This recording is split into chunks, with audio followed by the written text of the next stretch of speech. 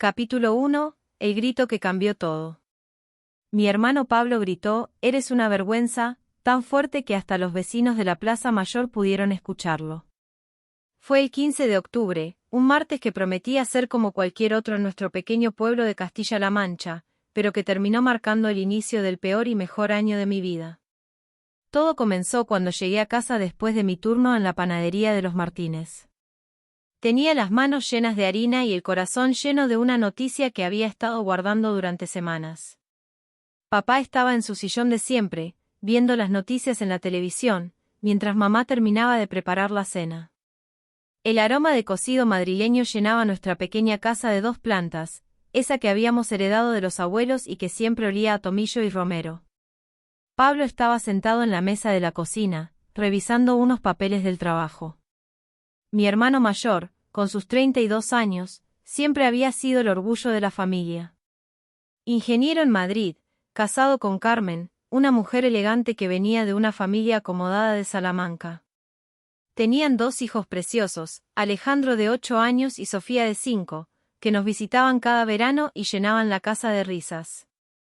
Pablo, mamá, papá, comencé, sintiendo como mi voz temblaba ligeramente. Tengo algo importante que decirles.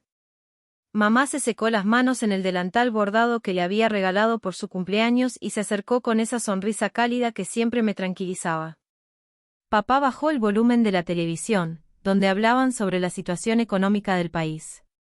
Pablo levantó la vista de sus papeles, esperando. «Estoy embarazada», dije, y el silencio que siguió fue ensordecedor.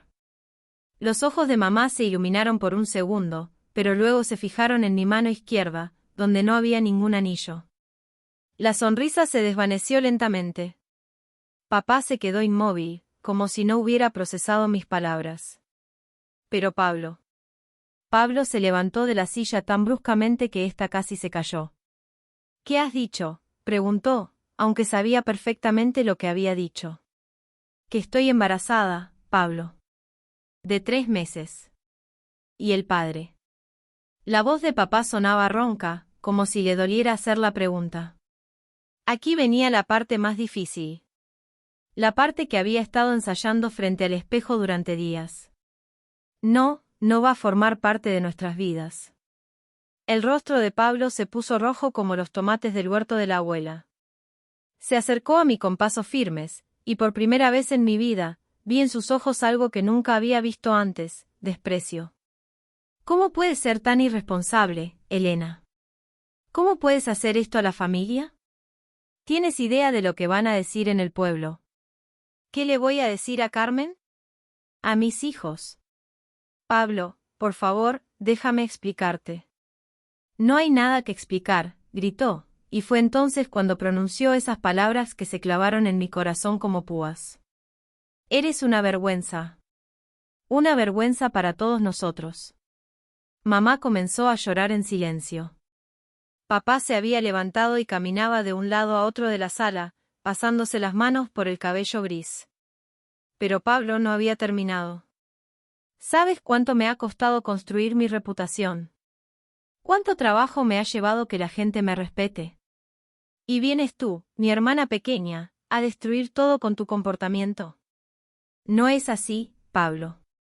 Esto no tiene nada que ver contigo». «Claro que tiene que ver conmigo. Somos familia. Tu comportamiento nos afecta a todos».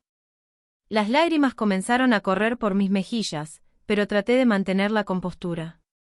A los 26 años, había aprendido a ser fuerte, pero las palabras de mi hermano dolían más de lo que había imaginado. «Pensé que me apoyarían», susurré. «¿Apoyo? ¿Apoyo a qué?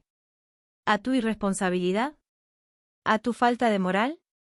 «Pablo, basta», intervino mamá finalmente. «Es tu hermana».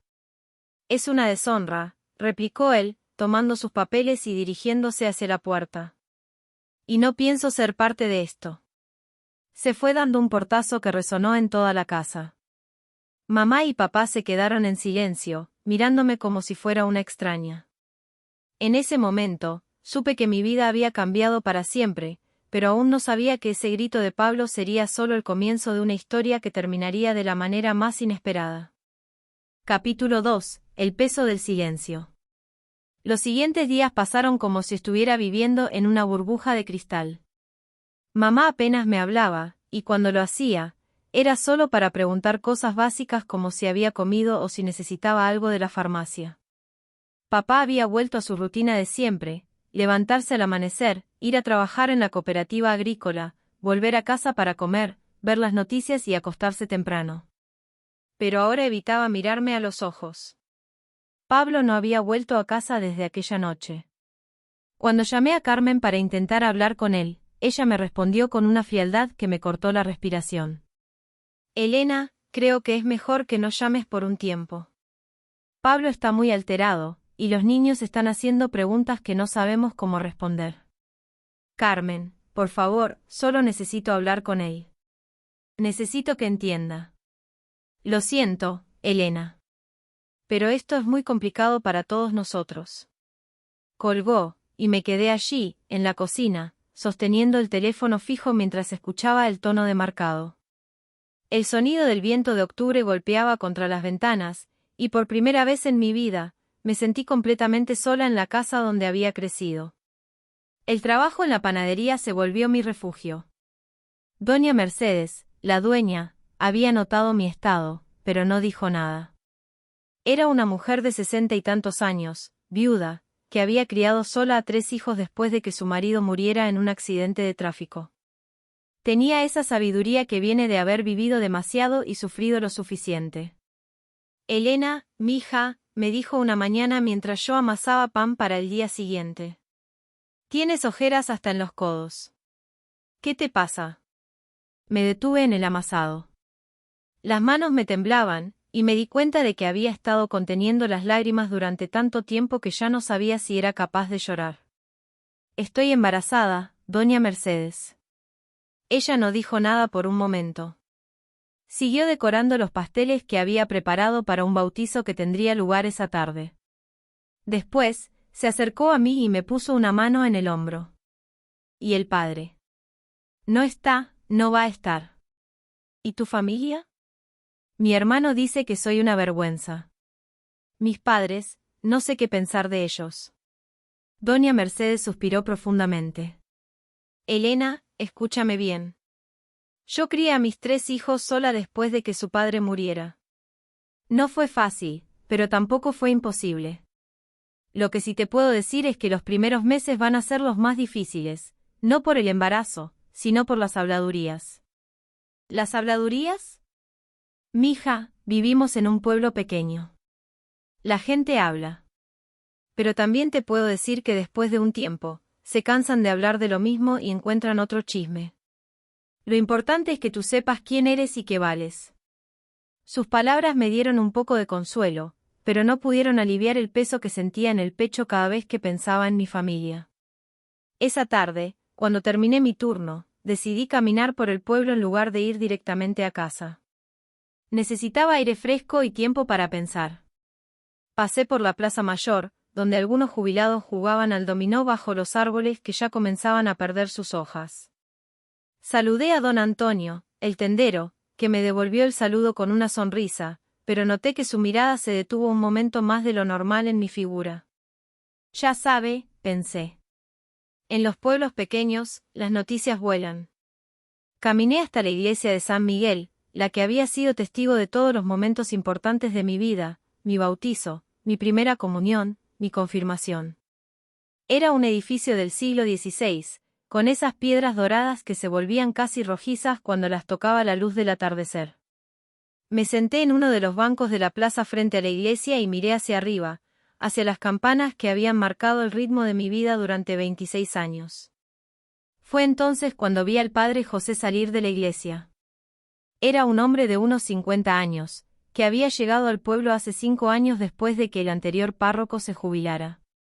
A diferencia del padre Antonio, que era muy tradicional y severo, el padre José tenía una manera más cercana de relacionarse con los feligreses. Había estudiado en Salamanca y había trabajado en Madrid antes de decidir venir a un pueblo pequeño. Buenas tardes, Elena, me saludó, acercándose con esa sonrisa tranquila que lo caracterizaba. Buenas tardes, padre. Te veo pensativa. ¿Todo bien? Lo miré durante un momento, tratando de decidir si debía hablar o simplemente despedirme e irme a casa. Pero algo en su manera de preguntar, sin presión, sin juicio, me hizo sentir que tal vez podía confiar en él. Padre, ¿puedo hacerle una pregunta? Por supuesto. ¿Cree usted que hay pecados que no tienen perdón? Él se sentó a mi lado en el banco, y noté que no me preguntó por qué le hacía esa pregunta. Simplemente la consideró con seriedad. Elena, creo que el perdón es más grande que cualquier error que podamos cometer. Pero también creo que a veces, el perdón más difícil de obtener es el de nosotros mismos. No dije nada más, pero sus palabras se quedaron conmigo mientras caminaba a casa. Esa noche, por primera vez en semanas, pude dormir unas horas seguidas. No sabía que esa conversación sería la primera de muchas que cambiarían mi perspectiva sobre todo. Capítulo 3. Las primeras aliadas. Noviembre llegó con sus mañanas frías y sus tardes que se hacían noche antes de las 6. Mi barriga comenzaba a notarse, y ya no podía esconderla con jerseys holgados. Doña Mercedes me había dado permiso para trabajar solo mediodía, y había comenzado a pagarme lo mismo que antes, porque una mujer embarazada necesita descansar, pero también necesita comer bien, había dicho. Fue un martes por la mañana cuando conocí a Lola. Había entrado a la panadería buscando pan integral, algo que no era muy común en nuestro pueblo, donde la gente prefería el pan blanco de toda la vida. Era una mujer de unos 35 años, con el cabello corto y rubio, y llevaba una chaqueta de cuero que la hacía ver muy moderna comparada con el resto de las mujeres del pueblo. Disculpe, me dijo, ¿tienen pan integral? Sí, pero hay que encargarlo con un día de anticipación, le respondí. ¿En serio? En Madrid lo encuentras en cualquier lado. ¿Es usted de Madrid? Sí, bueno, viví allí durante 15 años. Pero ahora he vuelto al pueblo. Soy Lola, la hija de Esperanza, la que vivía en la calle de la iglesia. Ah, sí. Doña Esperanza. Lamento mucho su pérdida. Gracias. Decidí volver después del funeral para arreglar los papeles de la herencia, pero me estoy quedando más tiempo del que pensaba. Lola tenía algo diferente. Hablaba de manera directa, sin rodeos, y parecía no preocuparse por lo que otros pudieran pensar de ella. Mientras hablábamos, noté que sus ojos se fijaron en mi barriga, que ya era imposible de ocultar. ¿Cuándo naces?, me preguntó, sin más preámbulos. En abril, respondí, sorprendida por su franqueza. ¿Tu primera vez? Sí. ¿Tienes apoyo? La pregunta me tomó desprevenida. No sabía cómo responder sin sonar patética. Es complicado, fue lo único que pude decir. Siempre es complicado, respondió ella con una sonrisa. Pero especialmente en pueblos pequeños. Desde ese día, Lola comenzó a venir a la panadería casi todos los días. Hablábamos mientras yo atendía a otros clientes, y poco a poco, comencé a contarle mi situación. Resulta que Lola había pasado por algo similar 15 años atrás, cuando se había quedado embarazada a los 20 años. Mi familia me echó de casa, me contó una tarde mientras tomábamos café en la trastienda de la panadería. Literalmente me echaron. Mi padre me dijo que no volviera hasta que arreglara mi situación. Así que me fui a Madrid, tuve a mi hijo, y lo crié sola durante años. ¿Tu hijo? Adrián. Ahora tiene 15 años. Está estudiando en Madrid, interno en un colegio. Es un chico brillante. ¿Y tu familia? Mi madre murió sin conocerlo. Mi padre, bueno, cuando enfermó, intentó contactarme. Pero ya era demasiado tarde para algunas cosas. La historia de Lola me hizo ver que no era la primera mujer en el pueblo que había pasado por esto, aunque tal vez sí era la primera en quedarse y enfrentarlo. ¿Por qué decidiste volver?, le pregunté. Porque me cansé de huir. Y porque Adrián merece conocer sus raíces, aunque sean complicadas.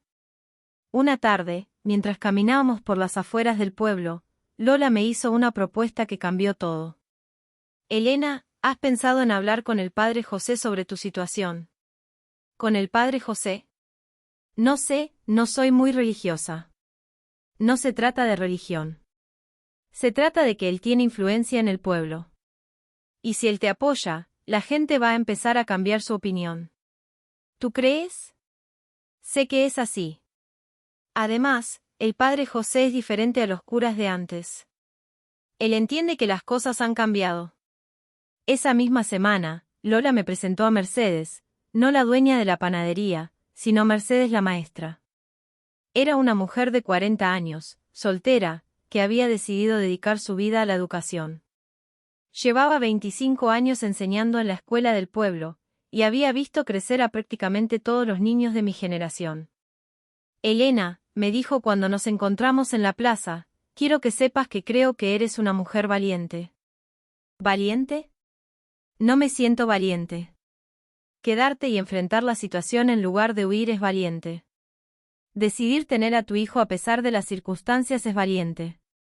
Mercedes me contó que había visto a muchas mujeres jóvenes irse del pueblo por situaciones similares, y que admiraba mi decisión de quedarme. Además, añadió, este pueblo necesita niños. Cada año tenemos menos alumnos en la escuela. Tu hijo va a ser bienvenido. Por primera vez en meses, comencé a sentir que tal vez no estaba completamente sola. Lola y Mercedes se habían convertido en mis primeras aliadas, y aunque mi familia seguía distante, comenzaba a ver que había otras formas de familia. Una noche, mientras cenaba sola con mis padres en nuestro silencio habitual, mamá me sorprendió con una pregunta. Elena, ¿has pensado en nombres? Papá levantó la vista de su plato, sorprendido por la pregunta de mamá. Un poco, respondí cautelosamente. Y si es niña, me gusta Isabel. Si es niño, pensaba en Miguel. Miguel es un nombre bonito, dijo mamá, y por primera vez en meses, me sonrió. Papá no dijo nada, pero tampoco se levantó de la mesa como había estado haciendo las últimas semanas. Terminó su cena y se quedó sentado hasta que terminamos mamá y yo. Pequeños pasos, pero pasos al fin. Aunque Pablo siguiera sin hablarme, comenzaba a sentir que tal vez había esperanza para reconstruir al menos parte de mi familia. Capítulo 4. El apoyo inesperado. Diciembre llegó con la noticia de que sería un niño. Fui sola a la consulta médica en la ciudad, a media hora en autobús del pueblo. El doctor Ruiz, un hombre mayor que había atendido a mi madre durante sus embarazos, me confirmó que todo estaba bien con el bebé. Elena, tu hijo está creciendo perfectamente. Es un niño fuerte, me dijo mientras limpiaba el gel de la ecografía de mi barriga. ¿Un niño? Sí. ¿Estás contenta? Muy contenta, respondí, y me sorprendí de lo mucho que lo decía en serio. En el autobús de vuelta, con la ecografía en mi bolso, me sentí extrañamente en paz. Miguel. Se llamaría Miguel, como le había dicho a mamá. Miguel como el arcángel, como la iglesia del pueblo, como el patrón de los panaderos. Cuando llegué a casa, encontré algo que no esperaba, la camioneta de Pablo estaba aparcada frente a la puerta. Mi corazón comenzó a latir rápidamente. Hacía más de 2 meses que no hablaba con mi hermano, y no sabía qué esperar. Entré cautelosamente, y lo encontré en la cocina, sentado en la misma silla donde había estado la noche que me gritó. Hola, Pablo, dije, tratando de mantener la voz firme. Elena. Mamá estaba nerviosa, moviéndose de un lado a otro de la cocina, preparando café que nadie había pedido. Papá estaba en su sillón, pero podía ver que tenía la atención puesta en nuestra conversación. ¿Cómo estás?, preguntó Pablo, y me sorprendió el tono de su voz. No era cálido, pero tampoco era hostil. Bien. El bebé está bien. ¿Sabes qué es? Un niño. Pablo asintió lentamente. ¿Has pensado en nombres? Miguel. Miguel es un buen nombre. Nos quedamos en silencio durante un momento que se sintió eterno. Finalmente, Pablo se levantó. Elena, quiero pedirte disculpas.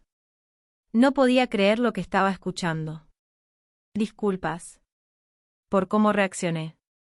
Por lo que te dije. No estaba bien. Pablo. Déjame terminar. Estos meses he estado pensando mucho. Carmen me hizo ver que reaccioné como reaccioné porque me preocupaba más mi imagen que mi hermana. Sentí que los ojos se me llenaban de lágrimas. He estado hablando con el padre José, continuó Pablo. Él me hizo entender algunas cosas. ¿Hablaste con el padre José? Sí. Vine al pueblo hace unas semanas, pero no tuve el valor de venir a casa. Fui a la iglesia, y él me vio. Me preguntó por ti. Y me dijo que tenías una hermana que necesitaba apoyo, no juicio. Me hizo ver que mi reacción había sido egoísta. Pablo se acercó a mí, y por primera vez en meses, me abrazó. Lo siento, Elena. Siento haberte fallado cuando más me necesitabas. Lloré en sus brazos como no había llorado en mucho tiempo. Mamá también estaba llorando, y hasta papá se había acercado y tenía los ojos húmedos. ¿Significa esto que puedo contar contigo?, pregunté. Siempre pudiste contar conmigo. Fui yo el que no estuvo a la altura. Esa noche cenamos todos juntos por primera vez en meses. Pablo me contó que Carmen estaba ansiosa por conocer a su sobrino, y que Alejandro y Sofía habían estado preguntando por mí. ¿Les dijiste? Les dije que su tía Elena va a tener un bebé, y que van a tener un primo. Se pusieron muy contentos. ¿Y Carmen? Carmen dice que necesitas una baby shower como Dios manda. Dice que ya es hora de que empecemos a prepararnos para la llegada de Miguel. No podía creer el cambio. Después de meses de sentirme rechazada por mi familia, de repente parecía que estaban dispuestos a apoyarme. ¿Qué fue lo que te hizo cambiar de opinión?, le pregunté a Pablo antes de que se fuera. Varias cosas. Pero principalmente, una conversación que tuve con el padre José sobre lo que significa realmente la familia. Me dijo que las familias fuertes no son las que nunca enfrentan problemas, sino las que se apoyan mutuamente cuando llegan los problemas. ¿Eso te dijo? Sí. Y también me dijo que tú necesitabas saber que no estabas sola. Que el bebé que llevas necesita saber que tiene una familia que lo quiere. Después de que Pablo se fuera, mamá se acercó a mí. Elena, mija, yo también quiero pedirte disculpas. No debí haberte dado la espalda. Mamá, entiendo que fuera un shock. No, no hay excusa.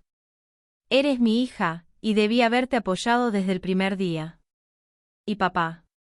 Tu padre está orgulloso de ti. No sabe cómo decirlo, pero está orgulloso de cómo has manejado todo esto. Esa noche, por primera vez en meses, me dormí sintiéndome en paz. No sabía que el padre José había sido la clave para que mi hermano recapacitara, pero comenzaba a entender que tal vez había más personas en mi esquina de las que había pensado. El pueblo se preparaba para la Navidad, y por primera vez en mucho tiempo, yo también tenía ganas de celebrar. Capítulo 5. La Navidad del Perdón. La Navidad de 2023 fue diferente a todas las anteriores. Por primera vez en meses, nuestra casa volvió a llenarse de voces y risas. Pablo, Carmen y los niños vinieron a pasar las fiestas con nosotros, y la presencia de Alejandro y Sofía transformó completamente el ambiente. Tía Elena, ¿puedo tocar tu barriga?, me preguntó Sofía con esa curiosidad inocente de los niños de 5 años. Claro, mi amor. Puso su manita sobre mi barriga, que ya era considerablemente grande, y se quedó muy quieta, como esperando sentir algo. ¿Está ahí adentro mi primo Miguel? Sí, está ahí. ¿Puede oírme? Claro que puede oírte. Sofía se acercó a mi barriga y comenzó a hablar en voz baja. Hola, Miguel. Soy tu prima Sofía. Estamos esperando a que nazcas para conocerte. Alejandro, que a los 8 años ya se sentía muy mayor para esas cosas, se acercó con más timidez. Tía, duele tener un bebé adentro. A veces es incómodo, pero no duele. Es más bien como si fuera una pequeña pelota que se mueve. ¿Se mueve? Sí, quiere sentirlo. Alejandro puso su mano en mi barriga, y en ese momento, Miguel decidió dar una patada fuerte. Los ojos de Alejandro se abrieron enormes. Se movió. Mamá, se movió. Carmen se acercó riéndose. Sí, mi amor. Los bebés se mueven mucho antes de nacer. La normalidad de esas conversaciones, la facilidad con que los niños habían aceptado la situación, me hizo darme cuenta de que tal vez había estado preocupándome demasiado por cosas que no importaban tanto como pensaba. La Nochebuena fue especial. Mamá había preparado su cordero asado tradicional, y la mesa estaba puesta con el mantel bordado que solo usábamos en ocasiones especiales. Papá había sacado el vino bueno que guardaba para las fiestas, y hasta me sirvió una copa pequeña, para brindar por Miguel. Por Miguel, dijo papá, levantando su copa, y por las familias que se mantienen unidas a pesar de todo. Por Miguel, repetimos todos. Después de cenar, mientras los niños jugaban con sus regalos nuevos, Pablo se acercó a mí. Elena, hay algo que quiero decirte. ¿Qué? He estado pensando, cuando nazca Miguel, Carmen y yo queremos ayudarte. No solo con dinero, sino con todo lo que necesites. Pablo, no hace falta. Sí hace falta. Eres mi hermana, y Miguel es mi sobrino. Queremos que sepas que no estás sola en esto. Carmen se acercó y se sentó a mi lado. Elena, sé que al principio no reaccioné bien cuando me enteré. Pero quiero que sepas que estoy emocionada por conocer a Miguel. Y quiero ayudarte en todo lo que pueda. ¿De verdad? De verdad. Además, Alejandro y Sofía están fascinados con la idea de tener un primo bebé. No paran de hablar de él. Al día siguiente, el día de Navidad, decidí ir a misa. No había ido en meses, desde que me enteré del embarazo, pero algo me decía que debía hacerlo. Mamá se ofreció a acompañarme, y caminamos juntas hasta la iglesia de San Miguel. La iglesia estaba llena, como siempre en Navidad. Habían puesto un Belén precioso al lado del altar, y el coro había preparado villancicos tradicionales. Pero lo que más me llamó la atención fue la mirada del padre José cuando me vio entrar. Me sonrió y asintió ligeramente, como dándome la bienvenida. Durante la homilía, el padre José habló sobre la importancia de la familia y el perdón. Pero hubo algo que dijo que me llegó particularmente. La Navidad nos recuerda que las familias vienen en muchas formas diferentes. Que el amor no siempre sigue los patrones tradicionales, pero que siempre encuentra la manera de manifestarse. Que los niños son siempre una bendición, independientemente de las circunstancias de su llegada al mundo. Sentí que me estaba hablando directamente a mí. Después de la misa, el padre José se acercó a mamá y a mí. Elena, me da mucho gusto verte. ¿Cómo estás? Muy bien, padre. Gracias. ¿Y el bebé? Creciendo fuerte. Es un niño. ¡Qué maravilloso! ¿Ya tienen nombre? Miguel. Miguel. Como nuestro patrón. Me parece perfecto. Mamá se quedó conversando con otras señoras, y el padre José me pidió que camináramos un poco. Elena, quiero que sepas que me siento muy orgulloso de ti. ¿Orgulloso? Sí. Has manejado una situación difícil con mucha dignidad y valentía. Y tu familia ha respondido como debe responder una familia. Padre, creo que usted tuvo mucho que ver con que Pablo cambiara de opinión. Yo solo planté una semilla. El cambio vino de él. Mientras caminábamos de vuelta hacia la plaza, vi a Lola esperándome junto a la fuente. Elena. Te estaba buscando. Hola, Lola. Te presento al padre José. Padre, saludó Lola con respeto. Y así fue como conocí a la doctora Carmen Vázquez, la ginecóloga que había llegado al centro de salud del pueblo hacía 6 meses. Era una mujer de unos 40 años, madre de 2 hijos, que había decidido venir a trabajar a un pueblo pequeño después de años en un hospital de Valladolid. Elena, me dijo cuando Lola me la presentó, he oído hablar mucho de ti. Lola me ha contado tu historia. Espero que cosas buenas, dije, un poco cohibida. Muy buenas. Me contó sobre una mujer joven que había decidido enfrentar su embarazo con valentía y responsabilidad. Como madre y como médica, eso me parece admirable. La doctora Vázquez me ofreció hacer el seguimiento de mi embarazo en el centro de salud del pueblo, en lugar de tener que viajar a la ciudad cada vez. Además, añadió, cuando nazca Miguel, va a ser mucho más conveniente tener todo cerca. ¿Usted atiende partos? Sí.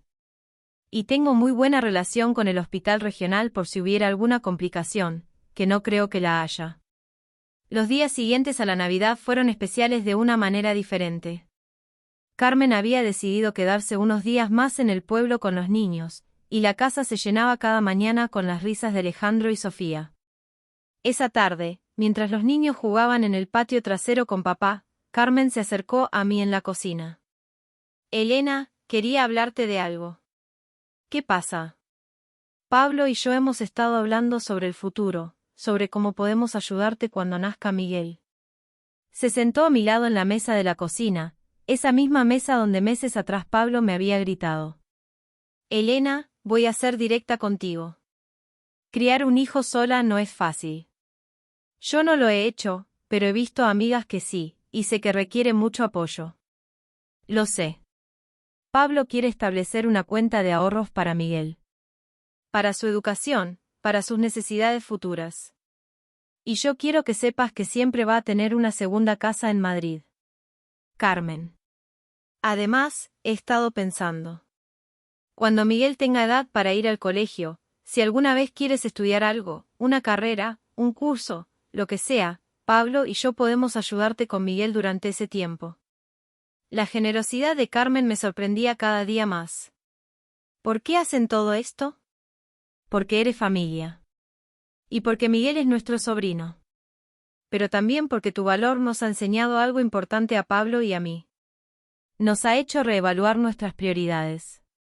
El último día del año, mientras toda la familia estaba reunida para celebrar el Año Nuevo, Pablo propuso un brindis. Quiero brindar por Elena, dijo, levantando su copa de sidra. Por su valentía, por su determinación, y por enseñarnos a todos sobre lo que realmente significa la familia. Por Elena, dijeron todos al unísono. Y quiero brindar por Miguel, añadió, por el bebé que va a llegar en unos meses y que ya ha cambiado nuestras vidas para mejor. Por Miguel. Cuando dieron las 12 campanadas, abracé a cada miembro de mi familia, sintiendo que finalmente había vuelto a casa. Esa noche me dormí sintiéndome completamente en paz y preparada para lo que viniera. Capítulo 6. Los últimos meses. Enero y febrero pasaron en una mezcla de preparativos y nervios. Mi barriga había crecido tanto que ya me costaba trabajo atarme los zapatos, y doña Mercedes había insistido en que dejara de trabajar para descansar antes del parto. Elena, mija, ya has hecho suficiente. Ahora tu trabajo es cuidarte y cuidar a Miguel, me había dicho, acompañado de la noticia de que me seguiría pagando el salario completo hasta después del nacimiento. Doña Mercedes, no puedo aceptar eso.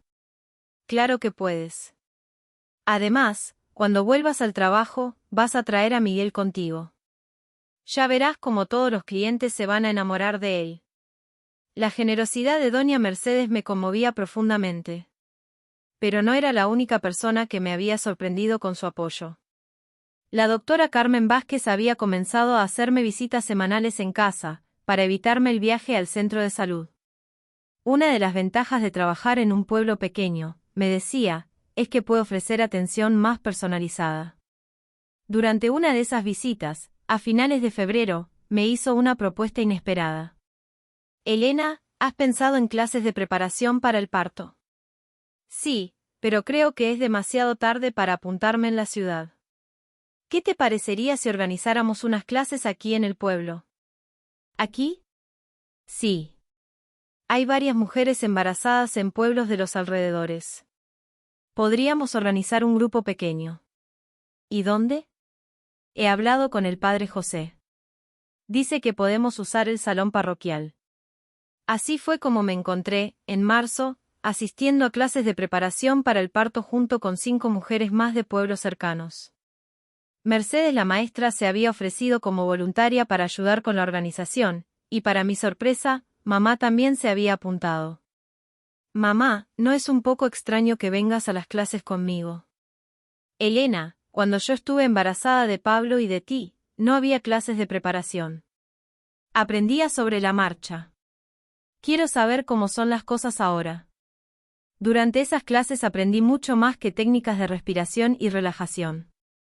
Conocí a otras mujeres que, como yo, estaban enfrentando sus propios desafíos. Rosa, de un pueblo a 20 kilómetros, estaba esperando su tercer hijo a los 40 años. María, de 18 años, era aún más joven que yo cuando me quedé embarazada, y sus padres la habían apoyado desde el primer día.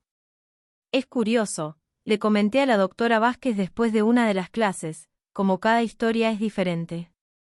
Así es. Pero todas tienen algo en común, mujeres fuertes que han decidido traer vida al mundo. Eso siempre es admirable. Fue durante esas semanas cuando el padre José me hizo una pregunta que no esperaba. Elena, ¿has pensado en el bautizo de Miguel?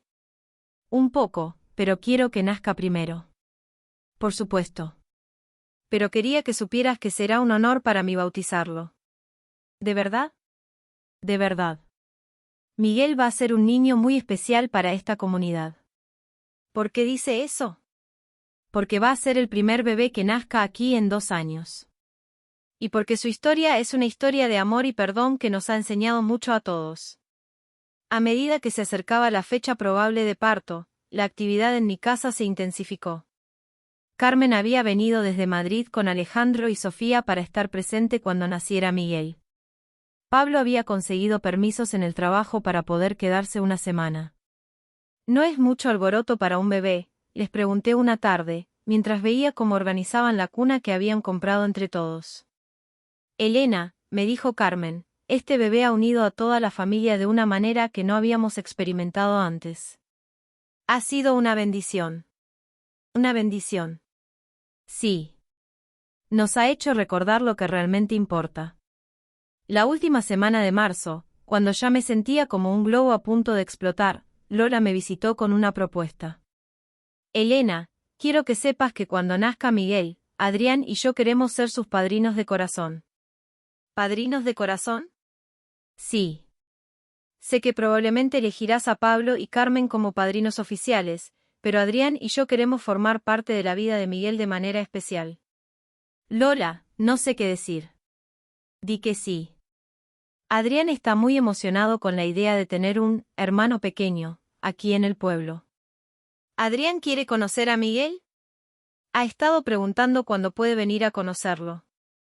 Quiere enseñarle a leer cuando sea más grande.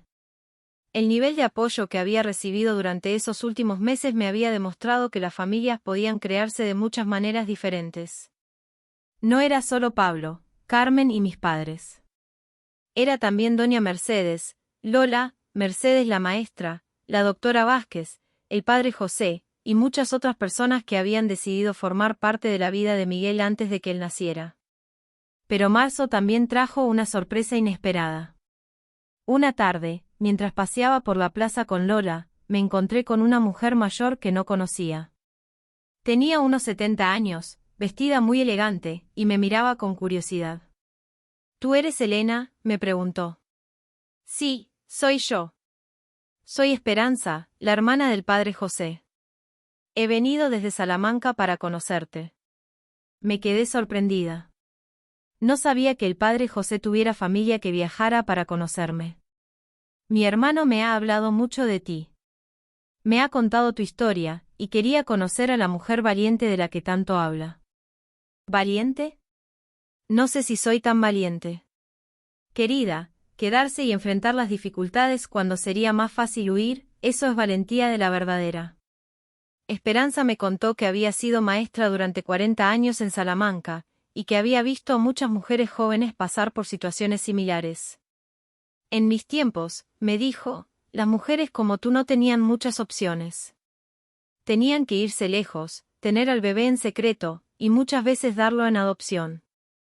El hecho de que puedas quedarte en tu pueblo, con tu familia, criando a tu hijo con la cabeza alta, eso es un progreso enorme. Los últimos días de marzo fueron una mezcla de ansiedad y preparativos finales. Carmen había llegado con los niños y se había instalado en casa para estar presente cuando naciera Miguel. Tía Elena, me dijo Sofía una noche, ¿tú crees que Miguel va a salir mañana? No lo sé, mi amor. Los bebés salen cuando están listos. Alejandro, siempre más práctico, había estado leyendo un libro sobre bebés que Carmen le había traído. Tía, dice aquí que los bebés pueden nacer hasta 2 semanas después de la fecha que dijeron los doctores. Pablo había tomado vacaciones en el trabajo y pasaba los días ayudando a papá en el huerto y hablando sobre los planes para cuando naciera Miguel. Elena, me dijo una tarde, he estado pensando en el futuro. ¿Qué tipo de futuro? En cuando Miguel crezca. Quiero que sepa que tiene un tío que lo quiere mucho, y unos primos que están locos por conocerlo. Los últimos días de marzo, cuando ya me sentía como si fuera a explotar en cualquier momento, recibí una visita inesperada. Doña Mercedes apareció en casa con una caja grande. Elena, mija, esto es para Miguel. Dentro de la caja había ropa de bebé, mantas, biberones, y un peluche pequeño de un oso. El oso era de mi hijo menor, me explicó. Quiero que Miguel lo tenga. Esa generosidad constante de la gente del pueblo me había enseñado que la familia no siempre es solo la gente con la que comparte sangre. A veces es la gente que elige amarte y apoyarte cuando más lo necesitas. El 10 de abril, 2 días antes de que naciera Miguel, el padre José vino a visitarme. Elena, ¿cómo te sientes? Muy pesada, muy cansada, pero emocionada. ¿Nerviosa? Un poco. Bueno, mucho. Es normal. Traer una vida al mundo es la experiencia más grande que puede tener una persona. Padre, quiero darle las gracias. ¿Gracias por qué? Por todo.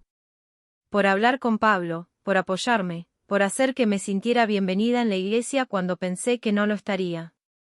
Elena, tú siempre fuiste bienvenida. A veces solo necesitamos tiempo para recordar cuáles son nuestros verdaderos valores. ¿Puedo pedirle un favor? Por supuesto. Cuando nazca Miguel, podría bendecirlo. No oficialmente, solo una bendición pequeña. Será un honor. Esa noche, mientras estaba acostada sintiendo las últimas patadas de Miguel antes de su nacimiento, pensé en todo el camino que habíamos recorrido desde octubre. Había comenzado sintiéndome sola y avergonzada, y ahora me sentía rodeada de amor y apoyo. No sabía que en menos de 48 horas, Miguel estaría en mis brazos y toda esta historia tomaría un final aún más hermoso del que había imaginado. Capítulo 7. El nombre que cambió todo. Las contracciones comenzaron a las 3 de la madrugada del 12 de abril. Al principio pensé que era solo otra noche de insomnio, pero cuando el dolor se volvió regular y más intenso, supe que había llegado el momento. Mamá, la llamé desde mi habitación. Creo que es hora. En menos de 10 minutos, toda la casa estaba despierta. Papá llamó a la doctora Vázquez, mamá preparó la bolsa que habíamos tenido lista durante semanas, y Pablo apareció en pijama, nervioso como si fuera el quien fuera a dar a luz. Elena, ¿estás bien? ¿Necesitas algo? Pablo, respira, le dije entre contracciones. Todo está bien. La doctora Vázquez llegó en 20 minutos, evaluó mi situación y decidió que era mejor ir al hospital regional. Es tu primer parto, Elena. Mejor estar en un lugar con todas las facilidades. El viaje al hospital fue una mezcla de nervios y emoción. Mamá iba conmigo en el asiento trasero, sosteniendo mi mano, mientras papá manejaba con más cuidado del que había tenido en toda su vida. ¿Cómo te sientes, mija?, me preguntó mamá. Asustada, pero emocionada, admití. Es normal. Cuando estuve embarazada de Pablo, pensé que no iba a poder hacerlo. Pero el cuerpo sabe lo que tiene que hacer. En el hospital, todo fue muy rápido y muy lento a la vez. Las contracciones se intensificaron, pero Miguel parecía tomarse su tiempo para decidir salir al mundo. La doctora Vázquez se quedó conmigo durante todo el proceso. Elena, estás haciendo muy bien, me decía la doctora. Miguel está perfectamente posicionado. Solo necesita un poco más de tiempo. Fue alrededor de las 2 de la tarde cuando las cosas comenzaron a acelerarse. Elena, ya puedo ver la cabeza de Miguel, anunció la doctora Vázquez. En el próximo pujo, creo que van a ser. ¿De verdad? De verdad. ¿Estás lista para conocer a tu hijo? Y entonces, con un último esfuerzo, Miguel decidió hacer su entrada al mundo. El llanto fuerte y claro que llenó la habitación fue el sonido más hermoso que había escuchado en mi vida. «Es perfecto», exclamó la doctora, colocando a Miguel sobre mi pecho. «Elena, mira a tu hijo». Miguel era pequeño pero fuerte, con una mata de cabello negro y unos pulmones que claramente funcionaban perfectamente. Cuando me miró con esos ojos azules oscuros que parecían verlo todo, supe que mi vida había cambiado para siempre. «Hola, Miguel», le susurré. «Soy tu mamá». Mamá estaba llorando, papá tenía los ojos húmedos, y Pablo había salido corriendo a darle la noticia a Carmen y a los niños. Las siguientes horas pasaron en una mezcla de visitas, fotos, y la increíble experiencia de aprender a ser mamá. Alejandro y Sofía estaban fascinados con su primo pequeño. «Tía Elena, es muy pequeñito», dijo Sofía, tocando suavemente la manita de Miguel. «Todos los bebés son pequeños al nacer», le expliqué. Alejandro se acercó con la seriedad de sus 8 años. «Tía, yo voy a cuidar mucho a Miguel. Le voy a enseñar todo lo que sé. Estoy segura de que vas a ser el mejor primo mayor del mundo». Al día siguiente, cuando nos dieron el alta del hospital, encontré una sorpresa esperándome en casa. La calle estaba decorada con globos azules, y había un cartel que decía, «Bienvenido a casa, Miguel». «¿Quién hizo todo esto?», pregunté. «Todo el pueblo», respondió papá con orgullo. Doña Mercedes organizó todo. Hasta el padre José ayudó a colgar los globos.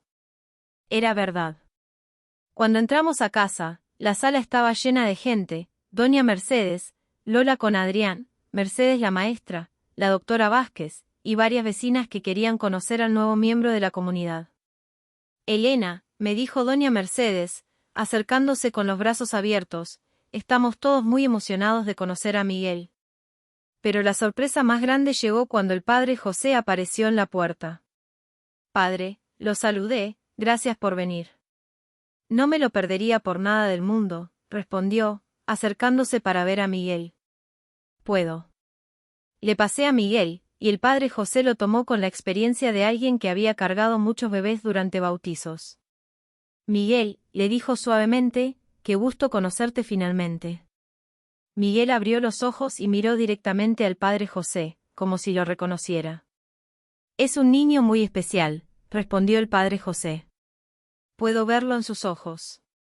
Y entonces pasó algo que no había esperado.